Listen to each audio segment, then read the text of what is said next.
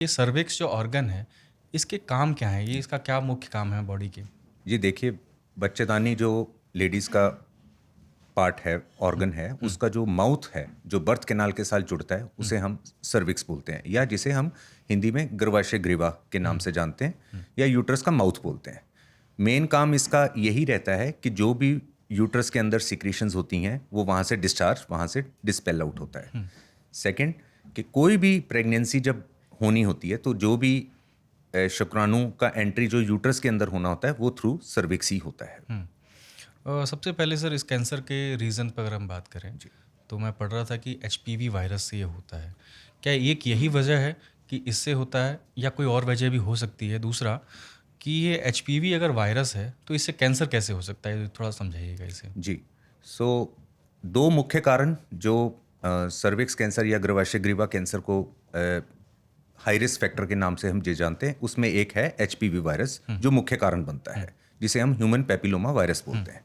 और दूसरा है इम्यूनिटी का लो होना, मीन्स अच्छा। शरीर की इम्यूनिटी का लो होना। हुँ, वो किसी प्रकार से अगर ये दोनों चीज़ें संयुक्त हो जाएँ, तो कैंसर के रिस्क बहुत ज़्यादा बढ़ जाते हैं। बट हाँ, हुँ, ह्यूमन पैपिलोमा वायरस जो आपने मुझसे पूछा है कि ये किस प्रकार से कैंसर का कारण देता है, ये आमतौर पे अर्ली एज में अगर सेक्सुअल कांटेक्ट हो, मल्टीपल सेक्सुअल पार्टनर्स के साथ संभोग या यौन संबंध रहे हों, हुँ, तो इसके साथ इसके एचपीवी इन्फेक्शन लेडीज में ज़्यादा कैरी हो जाता है। हुँ, सो वायरस का मेन काम होता है डायरेक्ट इन्फेक्शन ना करना, हुँ। बट ये जो वहाँ के बॉडी के जो जो सर्विक्स के जो सेल्स हैं, उसके अंदर जाके उसके अंदर कोई जेनेटिक चेंजेस करना, डीएनए डैमेज करके अच्छा। उसके अंदर बदलाव लाते हैं। तो हुँ, ये कोई एक दिन का काम नहीं है कि ये वायरस सर्विक्स के सेल्स को या उसकी कोशिकाओं को डिस्टर्ब करता है और ये कैंसर में तब्दील हो जाता है। हुँ। इसमें कम से कम 10 से 15 साल सेल में तब्दीलियां आती अच्छा। हैं, और उसके बाद ही ये कैंसर का रूप धारण करता है। शुरुआत में कोई सिम्पटम नहीं आते। आप कह रहे हैं शुरू 10-15 साल में डेवलप होता है ये। यस, तो डिपेंडिंग के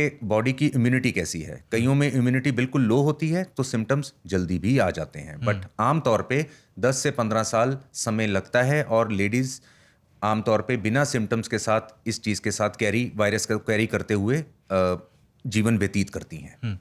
सर अभी बहुत सारी अवेयरनेस प्रोग्राम चल रही हैं, तो हम इसको समझ पा रहे हैं, इस कैंसर के बारे में लोगों ने जानना शुरू किया।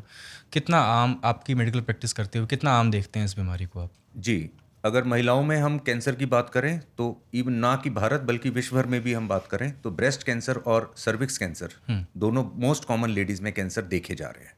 और अगर हम ओवरऑल बात करें, तो कम से कम हर वर्ष हम 1.5 लाख केसेस भारत में ही डायग्नोस कैंसर सर्विक्स से होते जा रहे हैं।